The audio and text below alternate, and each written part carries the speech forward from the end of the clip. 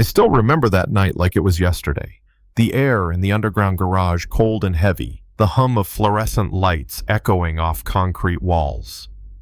I had just wrapped up another endless day at Carter and Westwood Capital, the kind of day where your mind feels wrung out like an old rag. My heels clicked against the pavement as I made my way toward my car, and that's when I noticed a faint circle of warm light tucked away by the elevator bank. At first I thought maybe a janitor had left something on, but as I got closer I realized it wasn't a bulb. It was a lantern, one of those cheap battery-powered ones barely strong enough to cut through the gloom, and hunched over in that dim light was one of our night security guards. A young man in a worn uniform pen scratching across a notebook balanced on his knee. His name tag read Alex Ramirez. He didn't hear me approach at first. His focus was locked on the thick textbook spread out in front of him. Finance, accounting, economics. These weren't light reads. Stacked beside him were more books, their spines cracked, pages dog-eared. My first thought was, who studies in a freezing garage after midnight? My second thought, why have I, the CEO of this entire tower, never noticed him before? "Excuse me," I said softly. He jerked upright, startled, snapping his notebook shut, like a kid caught sneaking candy. "I'm sorry, ma'am," he blurted, standing quickly. "I was just using downtime to catch up. I'll put it away." I held up a hand. "Relax, Alex. I'm not here to scold you. I'm actually impressed." "What are you studying?" He hesitated, eyes narrowing slightly like he didn't know if this was a trap. Then he said quietly, "I'm working on my MBA. I take classes during the day and work here at night. My wife and little girl depend on me, so—" His voice trailed off. I looked around at his makeshift setup, the lantern, the ledge he used as a desk, the careful handwriting in his notes. "Why study down here? You've got an office upstairs." A faint smile tugged at his lips. Embarrassed. Cameras. I didn't want anyone thinking I was slacking off. Down here I can still keep an eye on the garage and no one complains. That hit me harder than I expected. Here was a guy so determined to improve his life, he'd rather freeze in a basement risking a stiff back and strained eyes than be accused of laziness. Meanwhile, some of my highest paid executives barely skimmed reports if they weren't tied to their bonuses. "How long have you been working here?" I asked. 3 years, he said. "Started right after my daughter was born. Night shift pays more. It lets me attend classes during the day, and I still get a little time with my family." I nodded, but inside something twisted. 3 years. And I had walked past this man dozens of times without a second glance. "So what's the plan?" I asked. "What do you want to do with that degree?" That's when his eyes lit up. The exhaustion melted away, replaced by fire. "I want to start a financial consulting firm. For working families, people like my parents who never had guidance. They got buried in debt because no one explained credit or investments.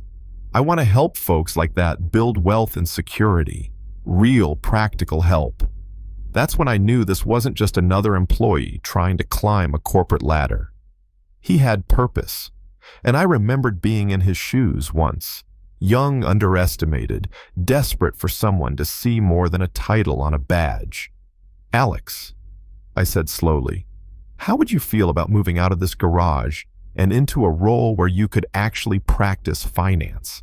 He blinked at me like I'd spoken another language. "With all respect, ma'am, I'm just a security guard." "No," I corrected him. "You're a husband, a father, a man studying for his MBA after midnight with a flashlight. That's grit. That's exactly what I want in my company." For the first time, his guarded expression cracked hope flickering in his eyes. The next few weeks, I pushed HR to create a paid internship in our financial planning department. It came with a salary bump, tuition assistance, and a flexible schedule. Alex stepped into that office timidly at first, still wearing that self-doubt like a second skin. But once he started working with clients, everything changed. See, Alex wasn't polished like the Ivy League hires, and that's exactly why people trusted him. When he sat across from a single mom, terrified of losing her house, he spoke her language. When a working couple confessed they'd never saved a dime, he didn't judge. He explained patiently like someone who'd lived it. Within 6 months, he was one of the most requested advisors in the firm. Clients said things like, "He understands us," and finally someone who doesn't make me feel stupid. One afternoon during a check-in, I told him, "You remember your dream of starting a firm for working families? What if we built that right here with the resources of Carter and Westwood behind you?" He stared at me, stunned. "You'd let me lead something like that?" I leaned forward. "Not let you, ask you, because who else could do it better?" 18 months later, Alex walked across the stage with his MBA in hand. That same year, we launched a new division, Community Financial Services, with him as director. He hired advisors from working-class backgrounds, people who knew what it felt like to live paycheck to paycheck. They didn't just crunch numbers, they gave hope. Families started buying homes, sending kids to college, climbing out of debt. And Alex, he thrived. He didn't just change his own life, he changed hundreds of others. At our annual awards dinner, I stood on stage holding a plaque. 2 years ago, I said I found Alex studying by flashlight in a parking garage. He reminded me that the brightest talent doesn't always shine under chandeliers. Sometimes it hides in shadows, waiting for someone to notice. The room went silent. Alex stood up, his little girl perched on his hip, his wife beaming through tears. He took the award and said, "I used to think light was just what helped me read a page.